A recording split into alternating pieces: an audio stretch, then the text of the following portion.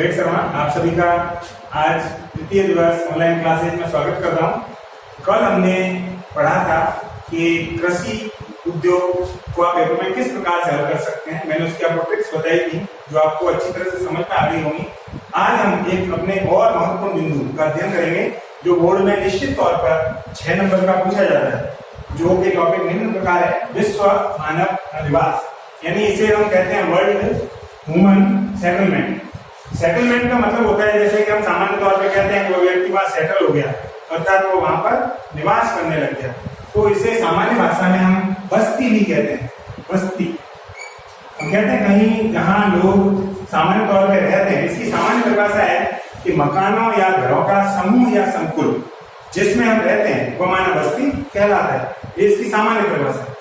यानी कि कहीं पर किसी स्थान पर यदि मकान बने हुए हैं, कच्ची बस्ती हो चाहे वह पक्की बस्ती हो, जैसे हम प्रायोगिक सर्वेक्षण पे जाते हैं तो हम बस्तियां देखते हैं, मकान पास पास होते हैं, दूर दूर होते हैं, और विभिन्न जातियों की जनजातियों की बस्तियां होती हैं, तो वह उनकी बसावट जो है वो बस्ती कहलाती है। इसके बारे में हमारे सिलेबस में जो परिभाषा दी हुई है, जो कई बार पूछी गई है, जो 2 मार्क्स तक की अलग से आती है, वह निम्न प्रकार है। प्रोफेसर विडाल की क्लास के अनुसार मानव द्वारा स्वयं के आवास यानी खुद के रहने एवं अपनी संपत्ति यानी जो अपनी वह संपत्ति होती है, जैसे उसका रहने का सामान है, खाने पीने के सामान है, उसके पशु हैं इत्यादि को रखने के लिए निर्मित संरचना से है। यानी उन्हें वह सुरक्षित यहाँ पर रखना चाहता है, चाहे वह एक अनुसूचित जाति हो या जनजाति हो या कोई भी ट्राइब्स है या सामान्य व्यक्ति हो, सभी प्रकार से मनुष्य बस्तियों में रहते हैं। हम इसमें आगे पढ़ेंगे कि जो अधिवास या बस्ती है उसके प्रकार कौन कौन से हैं। तो इनको 2 आधार पर बांटा गया है। एक तो इनका आधार है निवास के आधार पर कि व्यक्ति किस प्रकार से रहता है, कि वह किसी स्थान पर परमानेंट रूप से बस गया या वह यायावर घुमंतु होता है। कई प्रकार की जनजातियां होती हैं, वह कुछ समय तक किसी एक स्थान पर रहती हैं, उसके बाद फिर वो वहां से दूसरे स्थान पे चली जाती हैं। तो आपने देखा होगा शहरों में भी कई सड़कों के किनारे पर ऐसे लोग होते हैं जो अस्थायी रूप से बस जाते हैं और थोड़े दिनों बाद वह अन्य स्थान पे चले जाते हैं। जिस प्रकार से आपने गाडुलिया, लोहार, भाट इत्यादि जनजातियों को देखा है, वह एक स्थान से दूसरे स्थान पर आती जाती रहती है, किसी एक स्थान पर स्थायी रूप से नहीं रहती है।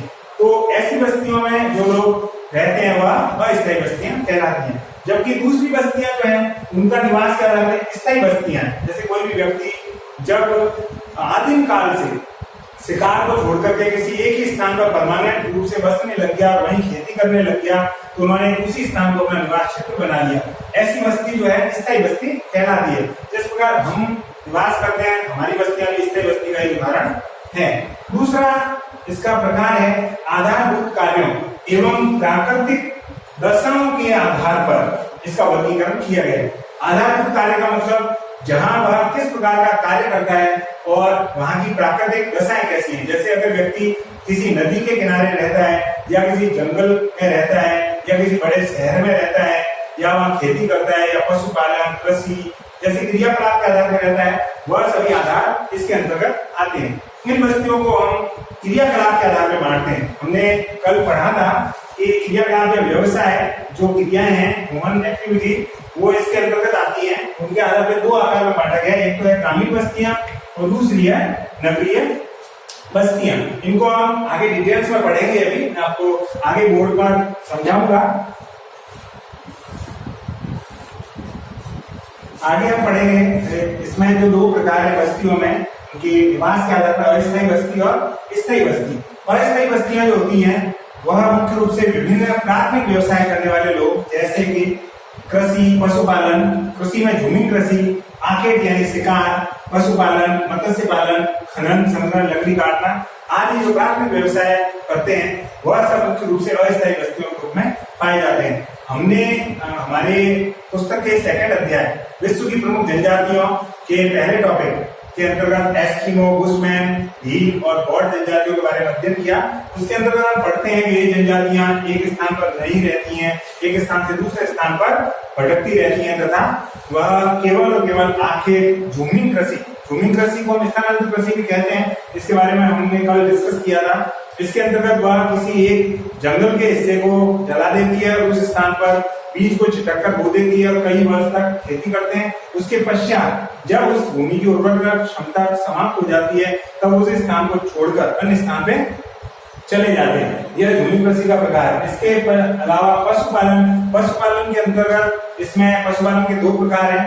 तो जो अस्थायी बस्ती वाले होते हैं वह चलवासी पशुपालन, चलवासी, इसे हम यायावर भी कहते हैं या भूमंतु भी कहते हैं, यानी जो किसी एक स्थान पर नहीं रहते हैं। मरुस्थलीय इलाकों में, पर्वतीय इलाकों में ऋतु प्रवास होता है, यानी वह शीत ऋतु के समय पर्वतीय ढालों से मैदानों में आ जाते हैं और ग्रीष्म काल में वह मैदानी भागों से पर्वतीय क्षेत्रों में चले जाते हैं। तो इनकी भी बस्तियां स्थायी नहीं रहती हैं।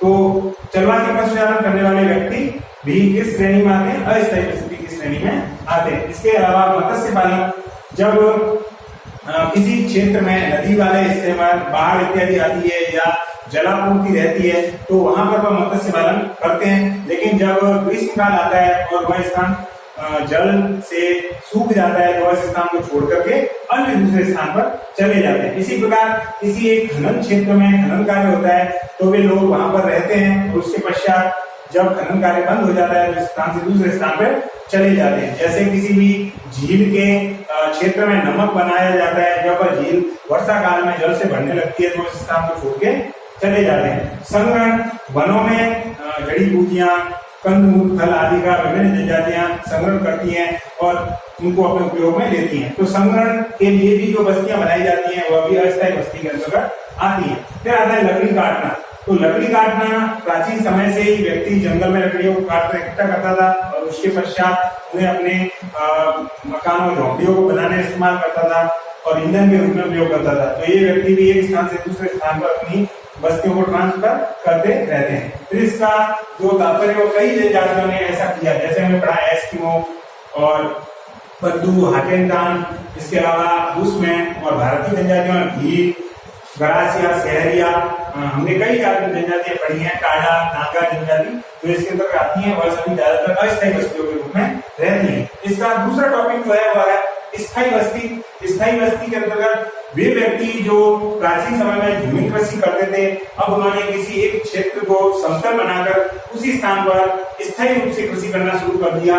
तो उन्होंने अपनी बस्तियां भी वहीं पर स्थायी रूप से बना ली। ऐसा जल स्रोतों के निकट या उपजाऊ भूमि क्षेत्रों पर वो करने लगे तो वह बस्तियां स्थायी बस्तियां कहलाती हैं। इसके अलावा वे लोग जो नदियों और समुद्र के किनारों पर अपनी झोंपड़ियां बनाकर स्थायी रूप से मछली पकड़ने का कार्य करते हैं, उनकी बस्तियां भी स्थायी बस्तियां कहलाती हैं। भारत के और विदेश के अन्य देशों के समुद्र तट पर ऐसी स्थायी बस्तियां पाई जाती हैं। अन्य व्यवसाय जैसे भारत के अंदर धारावी नगरी इत्यादि में भी जो लोग रहते हैं वह ऐसे कार्य करते हैं, उनकी बस्तियां भी स्थायी बस्तियों के तौर पर आती हैं। इसके पश्चात हम उनके जो कार्य है वो प्राकृतिक दशाओं के आधार पर पढ़ेंगे, तो वह बस्ती हम अगले टॉपिक में भी पढ़ते हैं। अब हम आगे समझेंगे दूसरा पॉइंट जो है कार्य व प्राकृतिक दशाओं के आधार पर बस्तियों का वर्गीकरण। इनको हमने दो भागों में बांटा है, पहली है ग्रामीण बस्ती और दूसरी है नगरीय बस्ती। ग्रामीण बस्तियां जो होती हैं उनको सामान्य तौर पर उनके क्रियाकलाप के आधार पर बांटा जाता है। क्रियाकलाप का तात्पर्य हमने पढ़ा कल, जो इससे कल हमारी जो वीडियो थी, क्रियाकलाप में हम पढ़ेंगे इसमें कि वे बस्तियां जिनमें अधिकांश व्यक्ति प्राथमिक क्रियाकलाप में संलग्न हो। प्राथमिक का अर्थ हुआ प्राथमिक क्रियाकलाप यानी कृषि, पशुपालन, मत्स्य पालन,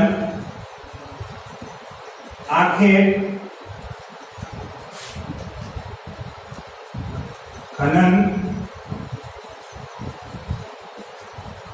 संग्रहण और लकड़ी काटना।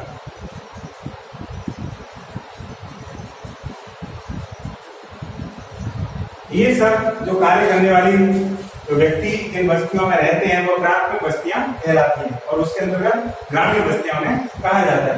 तो वे व्यक्ति प्रकृति प्रदत्त वस्तुओं का सीधे उपभोग करते हैं, तो वे प्राथमिक क्रियाकलाप कहलाते हैं और उन बस्तियों में रहने वाले लोग जो है वह मुख्य रूप से ग्रामीण बस्ती कहलाती है। इनके अंदर व्यक्ति किसी भी चीज को, जैसे वह कृषि करता है तो अपने जीविकोपार्जन हेतु उसमें फसलें उगाता है, पशुपालन करता है तो वह भी अपनी जीविकोपार्जन यानी अपनी उदर पूर्ति पेट भरने के लिए करता है। मत्स्य पालन, मछली पकड़ना, वह भी अपने आहार के लिए।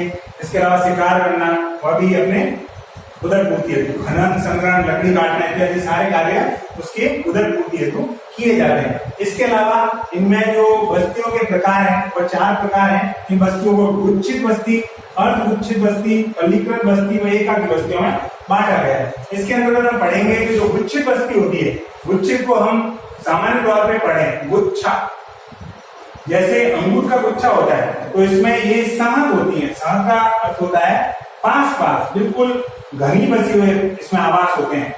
आवास जो होते हैं बिल्कुल पास पास होते हैं, यानी उत्तर भारत में नदी के डेल्टाई भागों में तथा नदियों के किनारों पर ऐसी बस्तियां जहाँ उपजाऊ कृषि क्षेत्र होते हैं वहां पर ऐसी बस्तियां पाई जाती हैं। इसके अलावा अर्धगुच्छित बस्ती, इनमें बस्तियां थोड़ी एक दूसरे से मकान थोड़ी दूरी पर होते हैं। अर्धगुच्छित बस्तियां जैसे झारखंड है, मध्य प्रदेश, मालवा का पठार इत्यादि ऐसे स्थानों पर पाई जाती है। फिर आगे पल्लीकृत बस्तियां। पल्लीकृत में जैसे हम कहें कि एक किसी हिस्से के 4 पल्ले हैं, 1 2 3 4, इसके बीच में कोई भी जलीय भाग होता है या कृषि क्षेत्र होता है तो उससे उसके चारों किनारों पर बस्तियां या किनारों पर बस्तियां होती हैं, बीच में जलीय भाग या कृषि क्षेत्र होता है। ऐसी बस्तियां पल्लीकृत बस्तियां कहलाती हैं।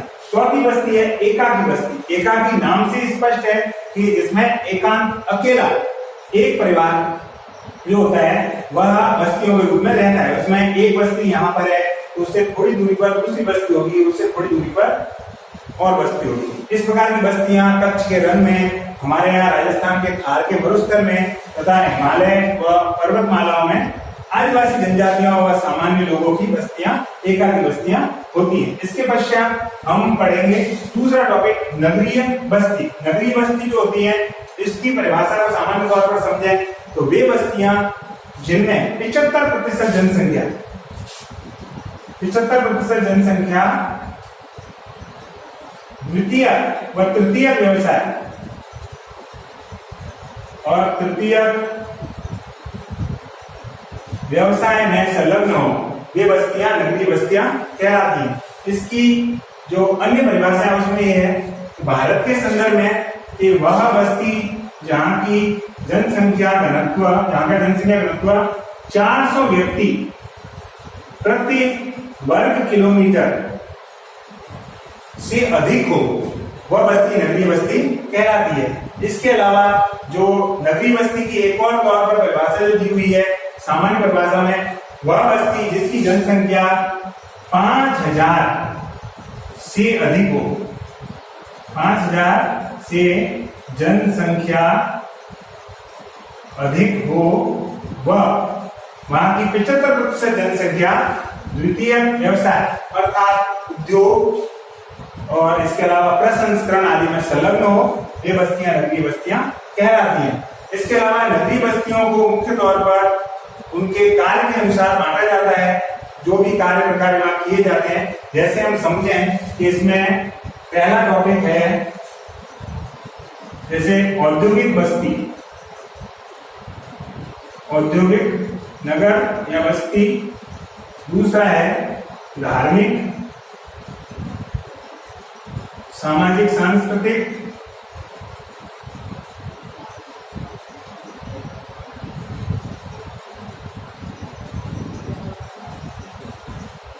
इसके अलावा परिवहन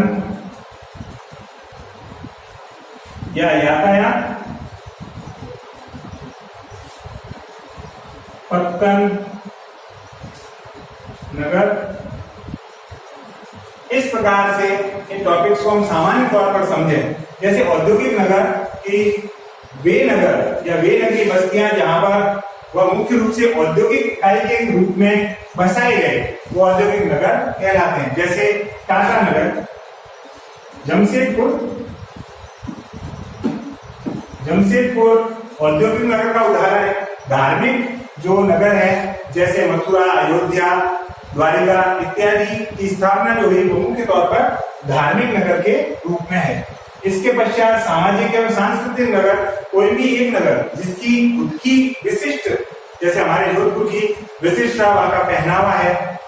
इसके अलावा साउथ में जैसे चेन्नई है, चेन्नई का ड्रेस कोड अलग से पहनावे से पता हमें चल जाता है। जैसे कोलकाता है उसके बारे में पता चल जाता है। तो वह सामाजिक एवं सांस्कृतिक नगर के रूप में अपनी पहचान बनाए हुए है।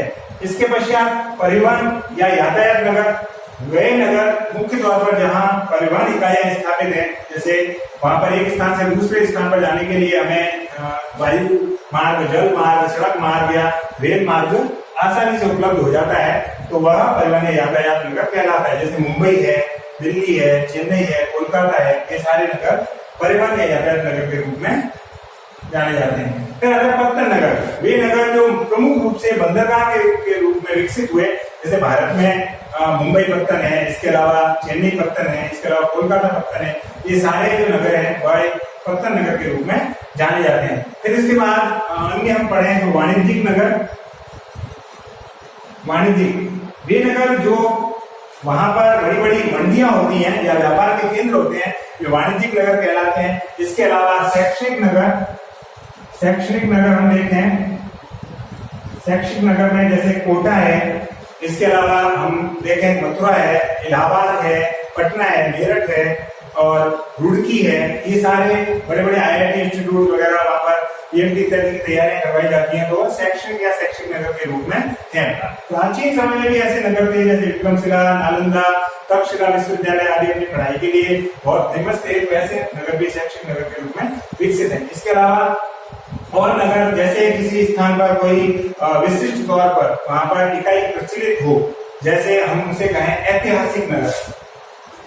राजस्थान के अधिकांश नगर ऐतिहासिक नगर के रूप में प्रचलित हैं, जैसे हमारा जोधपुर है, जयपुर है, जैसलमेर है, अलवर है, कोटा है, ये सारे नगर, उदयपुर है, उन सारे नगरों को हम ऐतिहासिक दृष्टि से महत्वपूर्ण मानते हैं, उन्हें ऐतिहासिक नगर के तौर पर तात्पर्य में जाना जाता है। पेपर में मैं आपको बता दूं 250 शब्द का निबंधात्मक प्रश्न आता है, और जब हमें लिखना होता है तो हमें बहुत संक्षिप्त रूप में करीब 1-1.5 पेज में उत्तर लिखना होता है, लेकिन वह बच्चे को सारांश में इतनी अच्छी तरह से लिखना होता है कि एग्जामिनर जो कॉपी को जांचे उसे आसानी से समझ सके और कम शब्दों में पूरा वृत्तांत समझा सके। मुझे पूर्ण आशा है कि आपको ये टॉपिक अच्छी तरह से समझ में आ गया होगा। धन्यवाद।